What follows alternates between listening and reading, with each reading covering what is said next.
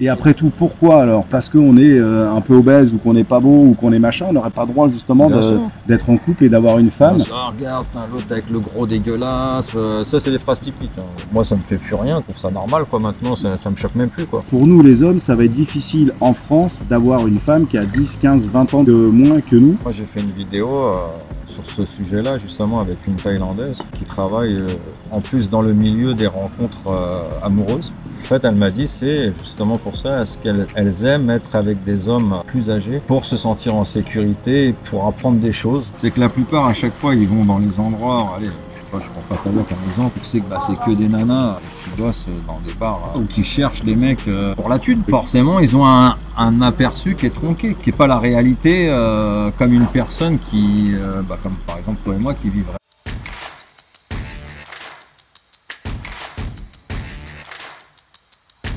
Salut, je suis encore avec William à Hua Hin. Salut à tous les amis. La chaîne William and Thai, on a décidé comme ça de se faire des petites vidéos tranquillement en parlant de la vie ici en Thaïlande. Anecdote. Voilà, vidéo anecdote. On partage nos propres expériences, les expériences des potes qui habitent ici et à qui il est arrivé quelque chose. T'as découvert un petit peu plus aujourd'hui? T'as été faire un tour depuis que t'es arrivé? J'ai fait Bangkok.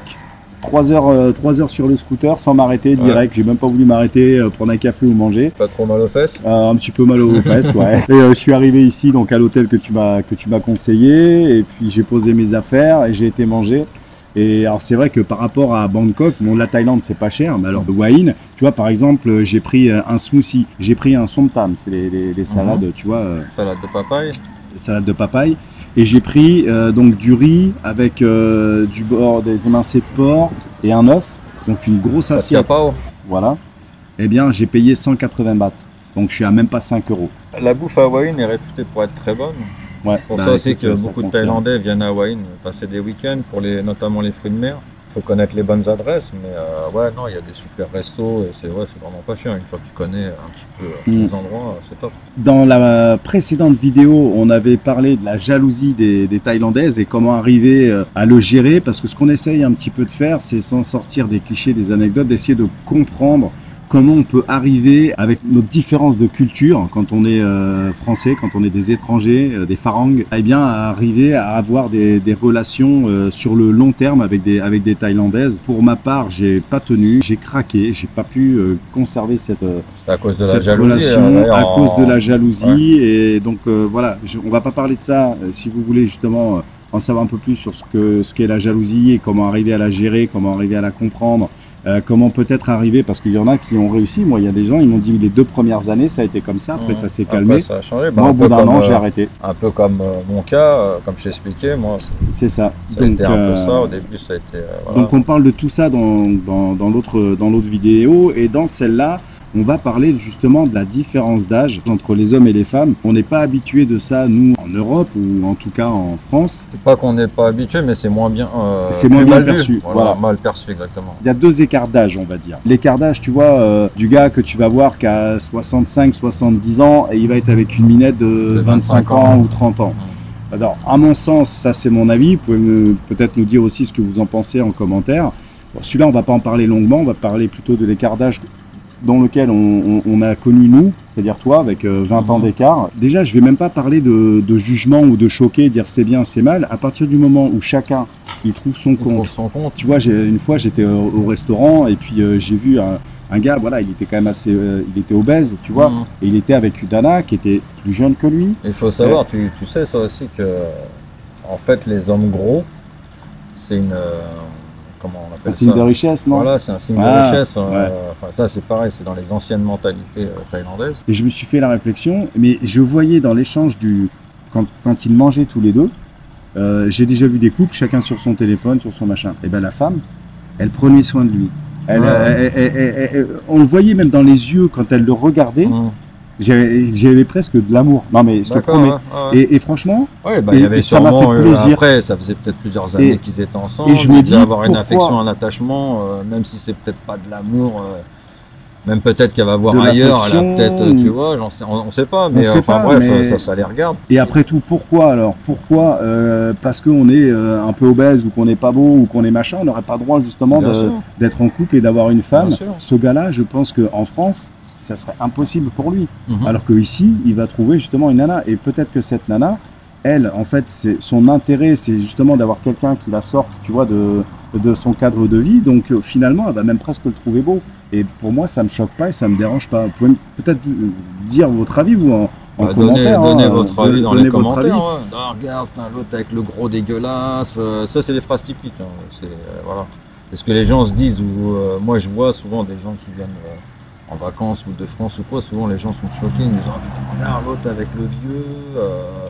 Oh, c'est dégueulasse. Enfin, tu vois, ils sont choqués. Alors que, enfin, moi, je parle pour moi. Après, toi, je sais pas, mais moi, ça me fait plus rien, quoi. Enfin, je trouve ça normal, quoi. Maintenant, ça me choque même plus, quoi. Moi, voilà, donc déjà, ça me choque plus. Au début, c'est vrai que moi, ça m'avait interpellé. Mais quand j'ai vu à plusieurs reprises comme ça des couples, et que vraiment, je sentais qu'il y avait au minimum, tu vois, de l'affection, de l'attention, je me suis dit, bah, le principal, c'est quoi?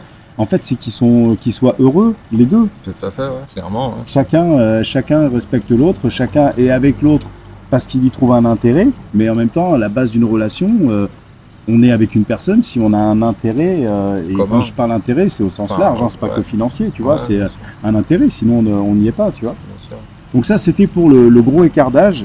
Et après, moi, je veux parler de l'écart d'âge plus... Entre 10 et 20 ans. Ouais, entre 10 et 20 ans. On est dans un pays où les femmes ont plus besoin de sécurité qu'en Europe. En fait, ce que je veux dire, c'est qu'il n'y a pas d'allocation logement, il n'y a pas Ah bah d'allocation non, il n'y a pas chômage, toutes les aides. il n'y a rien. c'est sûr. Donc la Faut qu'elle se femme, débrouille. Hein. il faut bien qu'elle se débrouille. Donc qu'elle veuille une sécurité. Et la sécurité, bah, pour une femme peut-être qu'à 25 ou 30 ans, elle va plus la retrouver chez un homme qui a déjà fait sa vie, qui a déjà un peu d'argent et qui a 45-50 ans. Ça, c'est le parti peut-être financier, mais il y a aussi la partie, tu as quand même plus de choses à raconter et tu as plus le côté peut-être paternel quand tu as 45 ou 50 ans que si tu as 25 ou 30 ans. Tout à fait. Donc Ouais. je pense qu'elles ne se mettent pas non plus avec les hommes plus âgés uniquement que pour l'argent. Moi, j'ai fait une vidéo sur ce sujet-là, justement, avec une Thaïlandaise qui travaille en plus dans le milieu des rencontres amoureuses. En fait, elle a un groupe Line, elle a pas mal de filles, on va dire, elle est coach à comment se comporter avec un farang, à leur apprendre un petit peu la culture, de quoi parler, comment se comporter, quoi. Et en fait, du coup, je lui ai posé la question, justement, pourquoi souvent en Thaïlande, on voit des hommes souvent beaucoup plus âgés que les femmes. Et en fait, elle m'a dit, c'est justement pour ça, est-ce qu'elles aiment être avec des hommes plus âgés pour se sentir en sécurité, pour apprendre des choses. Parce qu'en général, c'est vrai que les mecs, un gars qui a 20 ou 25 ans, c'est encore un gamin en général, tu vois. Et le mec, il n'a pas grand-chose à raconter, ou pas grand-chose à lui apprendre, ou tu vois ce que je veux dire. Donc souvent, elles aiment être avec quelqu'un qui a 10 ans ou 15 ans de plus, pour profiter de cette expérience-là, quoi, tu vois. En général, le mec est plus déjà implanté dans sa vie, il a une situation, tu vois ce que je veux dire, il est peut-être moins coureur aussi. Oui, aussi Tu moins vois, coureur, plus à l'aise en société. Voilà, qu'un mec de 20-25 ans, souvent, il aime sortir, il aime aller voir ses potes, il veut aller un petit peu voir ailleurs. J'ai interviewé un jeune là, de 22 ans de Pattaya. En fait, lui, ce qu'il disait, c'est ne venez pas en couple en Thaïlande, quoi. Ça peut être un prochain sujet, hein, pourquoi pas. Ouais. À voir. Ça, on pourra parler de ça. Dites-le dans les commentaires si ça vous intéresse comme sujet, venir en couple ou pas en Thaïlande.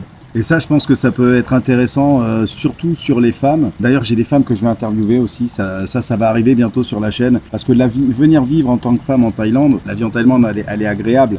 Mais est-ce que vous ne mettez pas en péril votre couple de venir avec un homme ici en Thaïlande? Ça peut être le pareil, sujet ouais. En fait, ça c'est un sujet. Voilà, on pourra le développer dans une prochaine vidéo.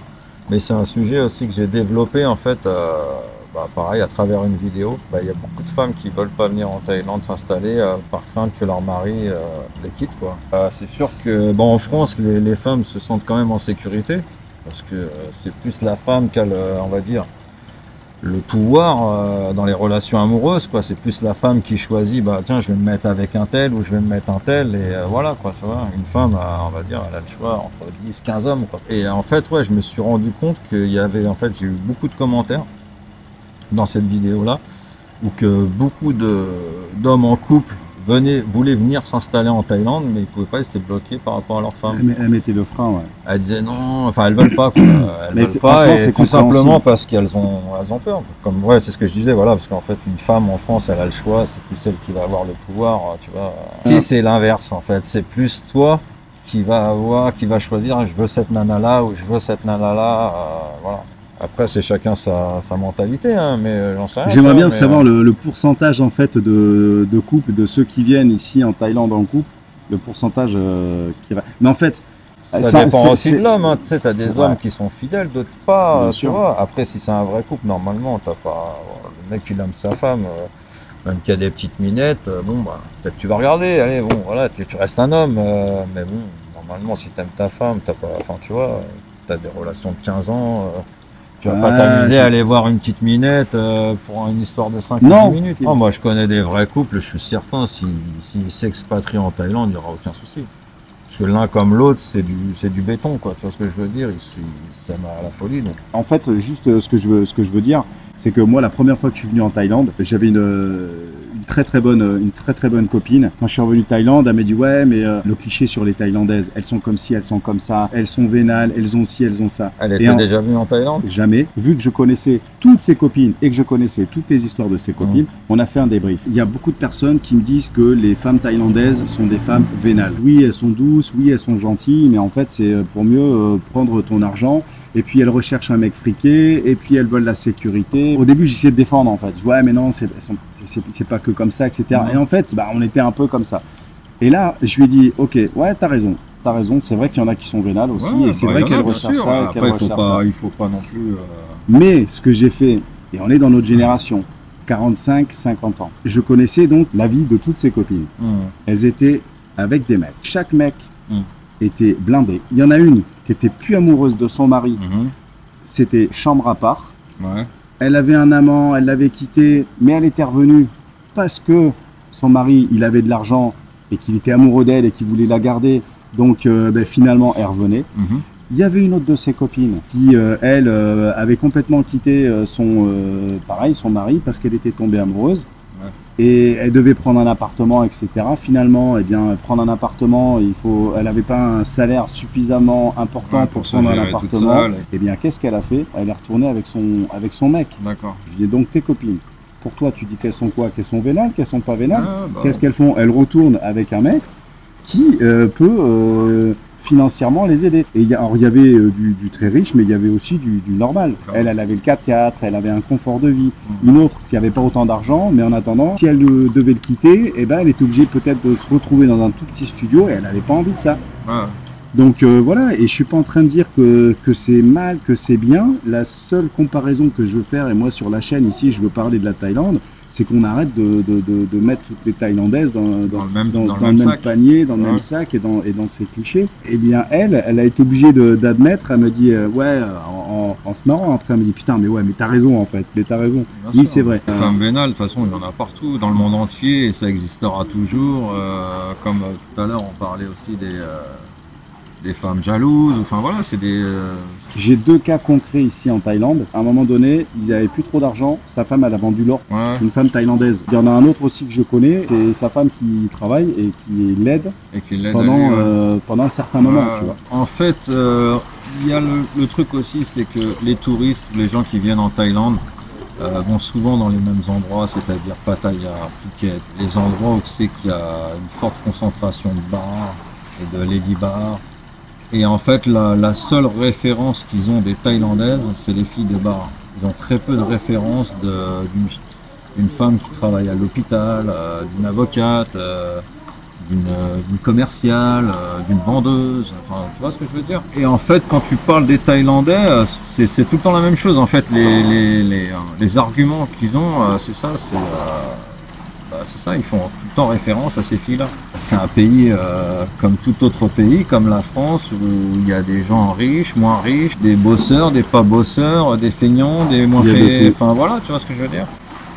Mais malheureusement, les gens prennent la facilité, prennent le côté, on va dire, obscur en référence. Et, voilà. Obscur, et puis comme tu dis, les filles de bar, la plupart des gars, quand ils viennent en vacances, ils vont pas rencontrer une fille qui travaille, et qu'est-ce qu'ils font? Ils sortent. La plupart, dans les bars. Ça rejoint ce que j'étais en train de dire, c'est que la plupart, à chaque fois, ils vont dans les endroits, allez, je sais pas, je prends Pattaya comme exemple, ils vont aller traîner à Pattaya, à Walking Street, ou voilà, où c'est que des nanas qui bossent dans des bars, voilà, ou qui cherchent des mecs pour la thune, quoi. Donc forcément, ils ont un aperçu qui est tronqué, qui est pas la réalité, comme une personne qui, comme par exemple toi et moi qui vivrait là, ou qu'on arrive à faire la différence parce qu'on a un certain recul par rapport à d'autres personnes. Comme je dis souvent à mes abonnés, Soy Cowboy et Nana Plaza, ok, vous pouvez y aller, faire une ou deux soirées,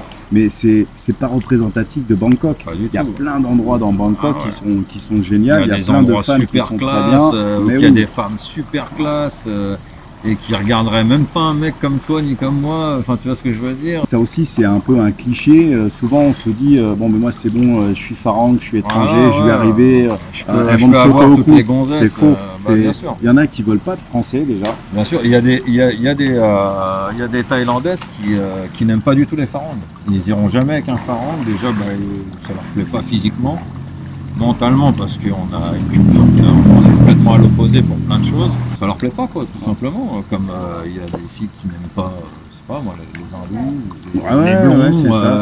Tu vois. C'est les Coréens qui sont. Alors quand tu es coréen et que tu viens en Thaïlande, pour peu que tu aies un peu d'oseille, là tu es bien reçu. Après, bien sûr, on va leur plaire aussi aux Thaïlandaises, mais à certaines et pas à toutes, quoi. Bien sûr, c'est ce que je dis. Physiquement, on leur plaît pas. Et il y a tous les goûts dans la nature, ce que je dis. Tu as des femmes qui aiment les blonds, des bruns, des blacks, des blancs, enfin, tu vois, voilà. Chacun a ses goûts et c'est autant valable en Thaïlande, quoi. Tu viens de te faire attaquer par les moustiques. Ah, je suis en train de me faire défoncer. On est en train de se faire attaquer par les moustiques. On est en train de se faire attaquer par les moustiques. Si t'as rien à rajouter, on va aller se mettre à l'abri et puis on va aller manger. Voilà. Alors, si vous n'êtes toujours pas abonné, abonnez-vous. Si vous n'êtes toujours pas abonné à la chaîne, abonnez-vous les amis. Je vous ai grillé. Hein. Vous êtes 80% à regarder les vidéos et à ne pas être abonné. Alors allez-y. J'espère que le décor vous a plu. C'est sympa. Ouais, c'est sympa, ouais. Ciao, ciao.